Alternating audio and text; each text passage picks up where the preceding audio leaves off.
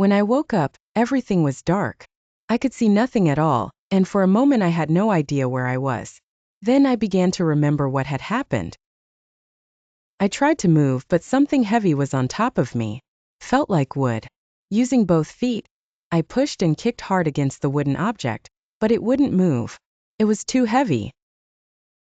"Hey!" I shouted. "I'm here."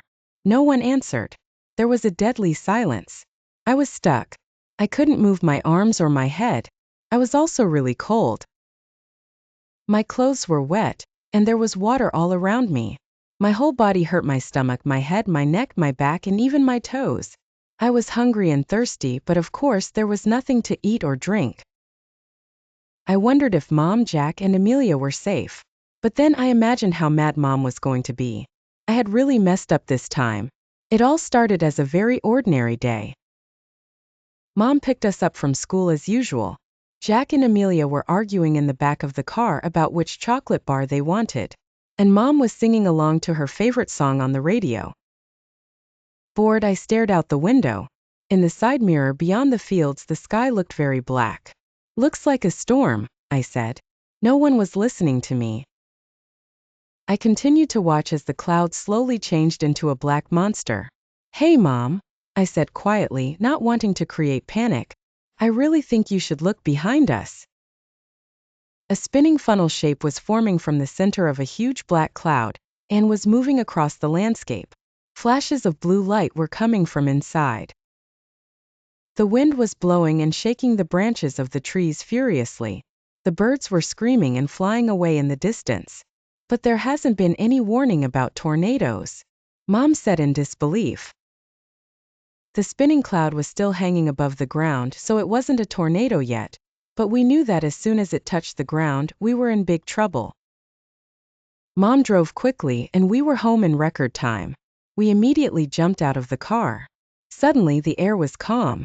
The wind stopped and everything went quiet. We couldn't hear a single sound. It was hard to believe we were only minutes away from violent winds. "Okay," said Mom as calmly as she could. "Grab some food and water." "Where's my laptop?"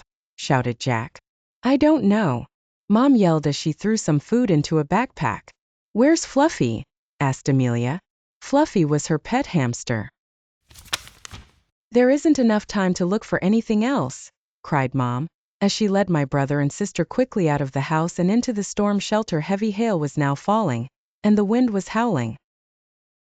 As we entered the shelter, Amelia started crying. "I want Fluffy," she sobbed. I was sure there was enough time to get Fluffy before the tornado hit. Without saying a word, I turned back toward the house. "Get back here now, Olivia," Mom yelled. "It's too late. It isn't safe." I pretended not to hear her and ran back into the house. Giant hailstones were now falling on the roof, and windows shattered around me as the wind threw objects against them. It was blowing so hard that I could hardly breathe. I grabbed Fluffy's cage, and at that moment, a tree came crashing down through the roof. It blocked my exit from the house. Instructions from the drills we did at school came into my head. Safe places, interior rooms, rooms with no windows. Panicking, I ran into the bathroom, climbed into the bathtub with Fluffy's cage and covered myself with a large towel. I looked at Fluffy. She was running around trying to get out of her cage. "Don't worry, little one," I told her. "Everything will be okay. We are safe here. This tub is very strong and it will protect us. Someone will find us soon. Don't worry. Don't worry." Shaking with fear, I closed my eyes and curled up into a ball. The noise outside was terrifying. It was like lying under a huge waterfall, the water thundering around me. Suddenly, the huge pile of towels from the shelf above came crashing down. Fluffy and I were buried in towels. Everything went black. When it was over, I tried to get up, but I was stuck and my legs weren't strong enough. I pulled and pulled, but I couldn't move at all. A long time passed. Fluffy looked okay. She was calmly walking around in her cage. After a while, I heard voices and shouted out, "Hey, I'm here." But nobody answered. I shouted again and again, "Hey, I'm here. Help, help, help." Then the shelves and towels were lifted and light poured in. I could see the outline of a figure against the sky. It was Dad. "Olivia!" he cried, tears rolling down his face. He lifted me out and hugged me hard.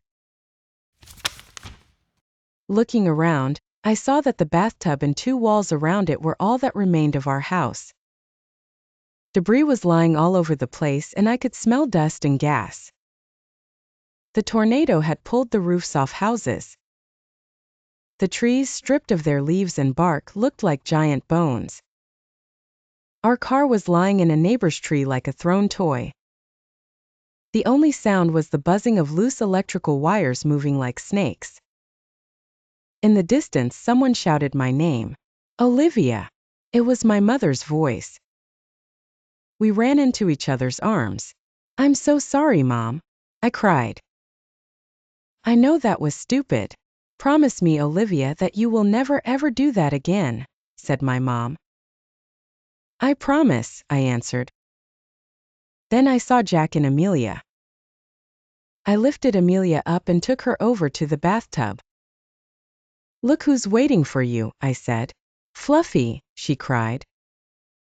As I looked around at what was left of our home, I knew that this experience would change our lives forever.